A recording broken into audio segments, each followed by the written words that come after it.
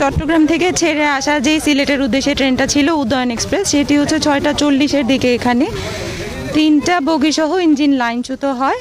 তো রেলওয়ে কর্তৃপক্ষ যেটি তথ্য মতে সেটি হচ্ছে 6-7 জনের মতো আহত ছিল। ওনারা নিজেই আহত এরকম ছিল না, ওনারা নিজেরাই চলে গেছেন চিকিৎসার জন্য, আর বাকিরা ভালো আছেন, এখন পরিস্থিতি স্বাভাবিক আছে। তো ক্রেন কি অবস্থা? রেল যোগাযোগ কালনি পাস পেয়েছে, কালনি চলে গেছে অলরেডি ঢাকার উদ্দেশ্যে ছেড়ে। তো আর কিছুক্ষণের মধ্যেই হয়তো ক্রেন আসলে আমরা সেটি ট্রেনটি সরিয়ে নিতে পারবো। আমরা এখানে স্থানীয় যারা আছে তাদের সাথে কথা বললাম, যে তারা বলতেছে যে রেলের যে ড্রাইভার চালক ছিল সে সিগন্যাল মানে না, এবং সিগন্যাল না মানার কারণে এই ঘটনা। সেটি আসলে তদন্ত সাপেক্ষে হয়তো বলা যাবে, ওই সময় তো আমি বলতে পারবো না, সেটি তদন্ত করলে হয়তো বোঝা যাবে যে আসলে কি ঘটেছিল ওই সময়টাতে। উপজেলা প্রশাসন কি কোনো তদন্ত কমিটি করছে?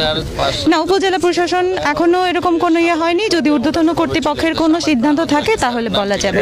পরিস্থিতি কি স্বাভাবিক? উদ্ধার অভিযানের লাস্ট আপডেট আপনারা দেখতেই পাচ্ছেন, এখানে যারা বাকিরা ছিলেন, যারা আহত হননি, তারা নিজেরাই চলে যেতে পেরেছেন।